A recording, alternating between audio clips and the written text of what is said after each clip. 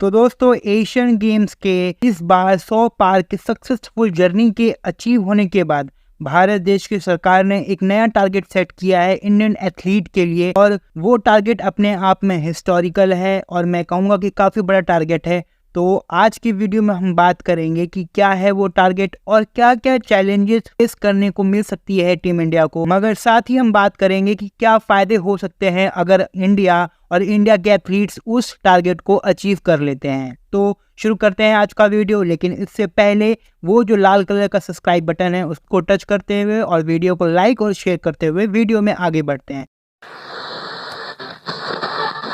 Hello दोस्तों, स्वागत है आपके अपने चैनल स्पोर्ट्स हंटिंग में और आप देख रहे हैं स्पोर्ट्स टॉक्स विद दिवाकर। तो मुंबई में इंडिया ने 141 यानी 141वां इंटरनेशनल ओलंपिक कमेटी का सेशन होस्ट किया, जो कि अपने आप में ऐतिहासिक है। वो इसलिए क्योंकि 1983 में लास्ट टाइम इंडिया ने ये सेशन होस्ट किया था और उसके बाद जाके अब ये सेकेंड टाइम इंडिया होस्ट कर रहा है। इसके फायदे ये हैं कि इंडिया के कहीं ना कहीं एक चांसेस बनते हैं कि कोई बड़ा स्पोर्टिंग इवेंट जैसे कि ओलंपिक्स या फिर यूथ ओलंपिक्स जैसी इवेंट इंडिया होस्ट करने वाला है। और इसकी पुष्टि हमारे पीएम नरेंद्र मोदी ने की जब उन्होंने अपनी दिली इच्छा और अपने दृढ़ संकल्प को बताया कि 2036 का जो ओलंपिक्स होने वाला है इंडिया उसके लिए बिडिंग करेगा और साथ ही 2029 के यूथ ओलंपिक्स को इंडिया होस्ट करने का पूरा राइट रखता है अगर इंटरनेशनल ओलंपिक कमेटी का साथ रहा तो अब बात कर लेते हैं कि क्या दिक्कतें फेस करनी पड़ेंगी और क्या फायदे हो सकते हैं ओलंपिक्स को होस्ट करने की। तो दिक्कत नंबर 1 ये है कि जो CWG हुआ था 2010 में यानी कॉमनवेल्थ गेम्स दिल्ली में जो होस्ट किया था हमने,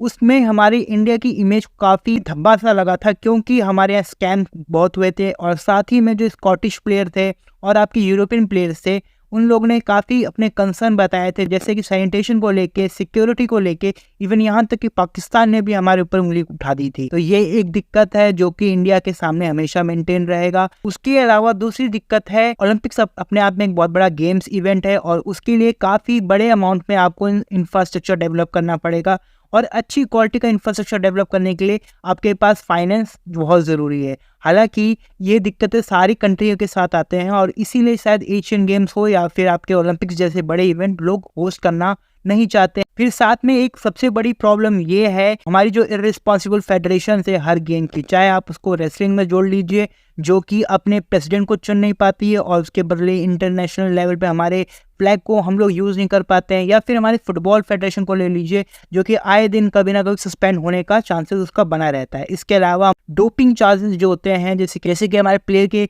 वाडा और नाडा के थ्रू जो चार्जेस हम पे लग जाते हैं हम बात पे, या अभी जो हिमा दास का केस जो हुआ था, वैसे केसेस से हमको बचना है, अदरवाइज हमारी क्रेडिबिलिटी पे हमेशा एक सवाल उठता रहेगा और हमारी बिडिंग होगी ओलंपिक्स को होस्ट करने के लिए वो काफ़ी कमज़ोर दिखेगी। ये बात तो हो गई प्रॉब्लम्स की और चैलेंजेस की। अब बात कर लेते हैं कि फ़ायदा क्या है ओलंपिक्स होस्ट करने का। तो पहला फ़ायदा ये होगा कि इंटरनेशनल लेवल पे जो 2010 में हमारी इमेज बनी थी स्पोर्टिंग कल्चर को लेके, उसको हम इम्प्रूव कर सकते हैं। लोगों को बता सकते हैं कि 2010 के बाद 2036 का भारत स्पोर्ट्स को लेके क्या सोचता है और हमारे यहाँ का स्पोर्ट्स कल्चर क्या है। उसके अलावा आप समझ सकते हैं कि इंटरनेशनल लेवल पे ये एक पॉलिटिकल इक्विपमेंट की तरह भी यूज़ होता ही है। फिर दूसरी बात आती है इंफ्रास्ट्रक्चर को लेके और फाइनेंस को लेके। तो इंडिया एक डेवलपिंग कंट्री है, 5th लार्जेस्ट GDP इसके पास है, तो मुझे नहीं लगता कि फाइनेंस की कमी होगी। बात आती है इंफ्रास्ट्रक्चर की, तो हमें अच्छा इंफ्रास्ट्रक्चर बनाना चाहिए क्योंकि उसका यूज़ हम बाद में हमारे जो नेशनल लेवल के खिलाड़ी होते हैं जैसे कि खेलो इंडिया को ले लीजिए या नेशनल गेम्स को ले लीजिए, वहाँ पे आप लोग फैसिलिटीज देंगे तो हमारे प्लेयर अपने आप को एक्सपीरियंस पाएंगे, आगे के गेम्स के लिए अपने आप को बड़े लेवल पे